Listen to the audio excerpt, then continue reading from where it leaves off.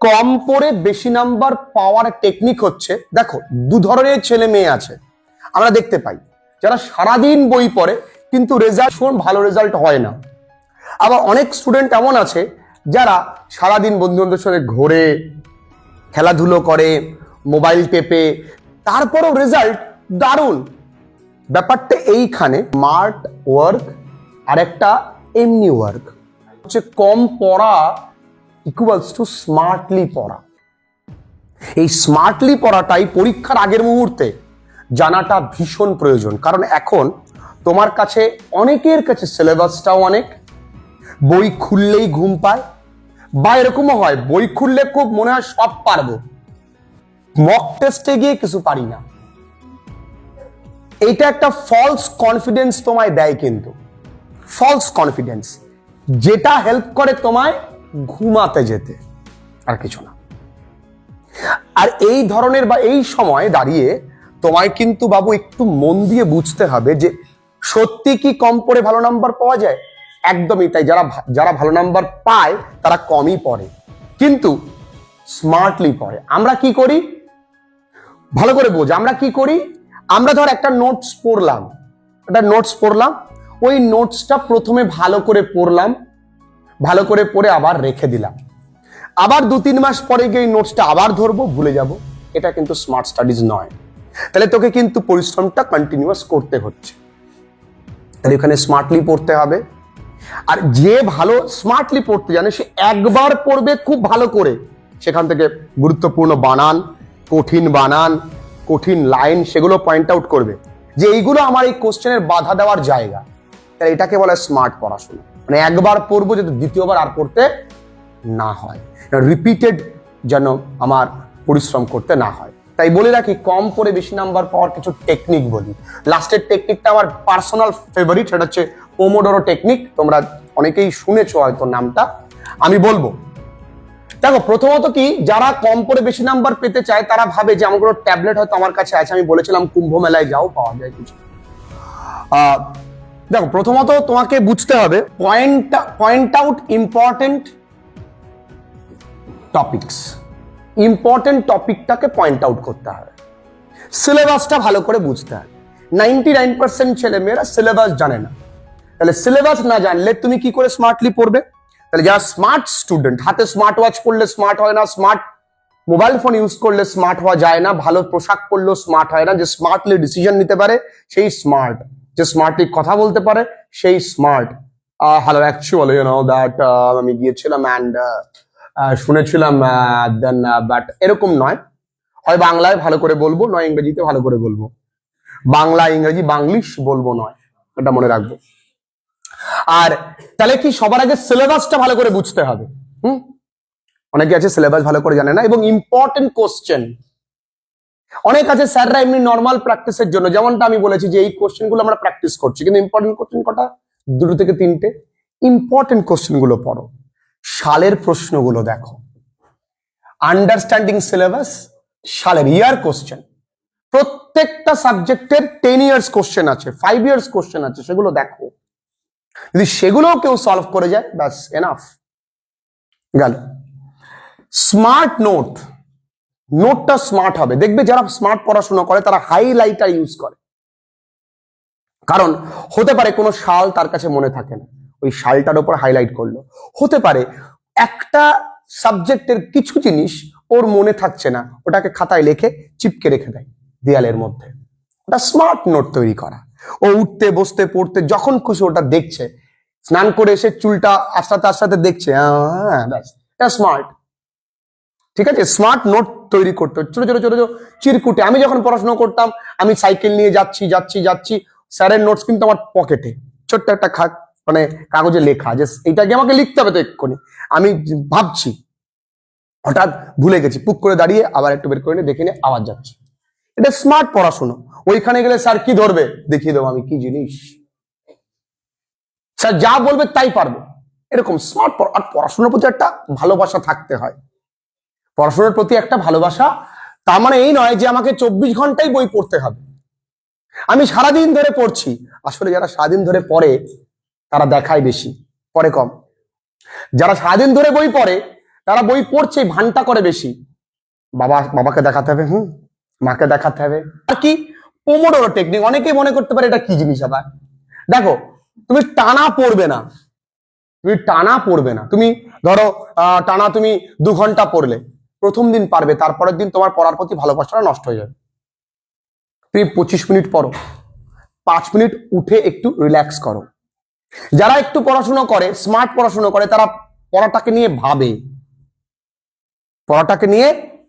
তুমি ধরো যেটা পড়লে সেটা নিয়ে তুমি ভাববে, আচ্ছা, in the story the eyes have it, the narrator said to the above coated line, said the above coated line to the girl. আচ্ছা, এটা নিয়ে ভাবো।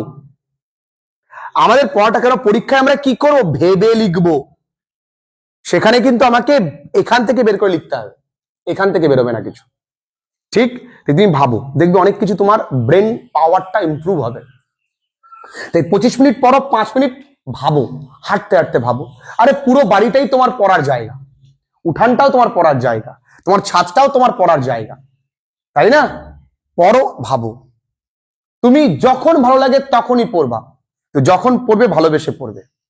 তুই যখনই পড়তে বসবে মনে করবে you are like a teacher, not a student, যে কালকেই পড়াটা আমাকে কাউকে বোঝাতে হবে, দেখবে পড়তে ভালো লাগছে।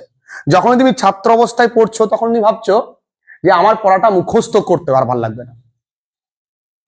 ঠিক আছে, এরপরের টেকনিক বলবো, ক্লিয়ার ইওর কনসেপ্ট।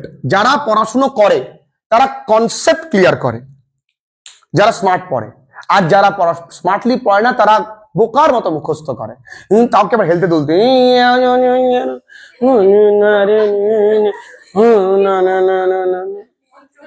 আর যারা তারা স্মার্টলি কনসেপ্টটাকে বোঝে, নিজে নিজে নোটস লেখে। কোনো কঠিন নোটস তাদের কাছে কঠিন নয়, কারণ ওরা তো নিজে থেকে লিখবে। কনসেপ্টটাকে ক্লিয়ার করতে হবে। কোন কোন চ্যাপ্টার তুমি পড়ছো, সেই সব চ্যাপ্টার কিন্তু গুরুত্বপূর্ণ নয়।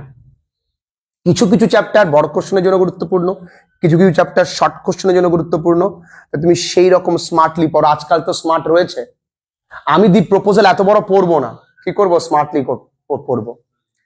আমি কানে হেডফোন লাগিয়ে একটা ভিডিও ক্লাস দেখে এলাম, 1 লাইনার 5 পড়লাম, সেম জিনিস, তাই না? তাই তো স্মার্ট পড়াশুনো। আর কি, ডু নট মেমোরাইজ এভরিথিং, সবকিছু মুখস্থ করার চেষ্টা করবে না।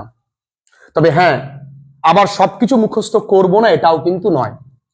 মুখস্থ করার জায়গায় মুখস্থ করতে হবে, বোঝার জায়গায় বুঝতে হবে। যেমন ধরো গ্রামার একটা টপিক আছে, changing of parts of speech. এই মুহূর্তে দাঁড়িয়ে তোমার মুখস্থ ছাড়া কোনো উপায় নেই। যদি বুঝতে চাও তোমার ফ্রাস্ট্রেশন আসবে, তুমি বুঝতে পারবে না। ঠিক আছে, যদি তোমাকে আমি বলা হয় a+b² এর সূত্র কি, তুমি বুঝে বলবে না মুখস্থ বলবে?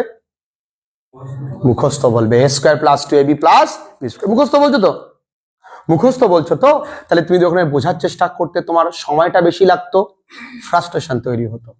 তাই এই জায়গাটা, কোন এরিয়া মুখস্থ করব, কোন এরিয়া মুখস্থ করব না, কোন এরিয়া বুঝবো, এটা কিন্তু তোমাকে বুঝতে হবে। এরপরে কি, রিভিশন। মেক শিওর যে তুমি যথেষ্ট পরিমাণে রিভিশন দিচ্ছ। রিভিশন সঠিক না দিলে কিন্তু রেজাল্ট ভালো হবে না। আর রিভিশন দেওয়ার সব থেকে বড় টেকনিক হচ্ছে কি, মক টেস্ট টার্গেট রেখে রিভিশন দেওয়া। ভালো ছেলে মেয়েরা তারা কি করে, মক টেস্টটাকে গুরুত্ব দেয় ভীষণ। মক টেস্টকে টার্গেট রেখে আমি রিভিশন দিতে পারি, কারণ বাড়িতে তো তুমি তো কোনো টার্গেট রাখতে পারছো না যে স্যার আমাকে ওই মক টেস্টটা নেবে, তাহলে আমি ওইভাবে রিভিশন দিই বাড়িতে। ঠিক আছে, লাস্ট, মেন্টাল হেলথ। আমি স্মার্ট, এত টেনশন করছি। আমারই একটা ছাত্র মাধ্যমিকে, ওর টার্গেট ঘরের মধ্যে, আমি ওকে বলেছিলাম যে লিখে রাখবি, ওর টার্গেট লিখে রেখেছে মাধ্যমিকে 699, 1 নাম্বার কম পাবে। ও কিন্তু ভালো ছেলে এবং পাওয়ার মতন, এবছর মাধ্যমিকে স্ট্যান্ড করবে। আমি বলে রাখলাম আগাম, তারপরে তোদের সঙ্গে পরিচয় করাবো। ও তো পাওয়ার মতো ছেলে, পাবে না তা নয়, ও যা মেডিকেলে লিখে রেখেছে রাজ্যে ফার্স্ট, এরকম র্যাঙ্ক।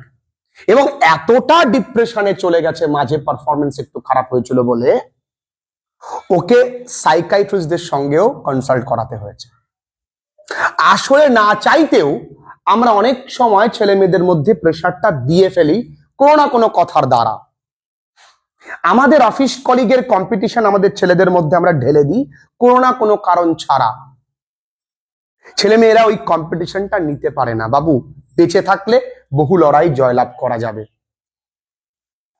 মেন্টাল হেলথটা কিন্তু নজর রাখতে হবে। নিজের শরীর যদি ঠিক না থাকে, আমি পড়াশুনো করলাম শরীরটাকে ক্ষয় করে, তারপরে চাকরি পেলাম, মাইনের অর্ধেক টাকায় প্যারাসিটামল প্যান্ডি এই কিনতে কিনতেই চলে গেল।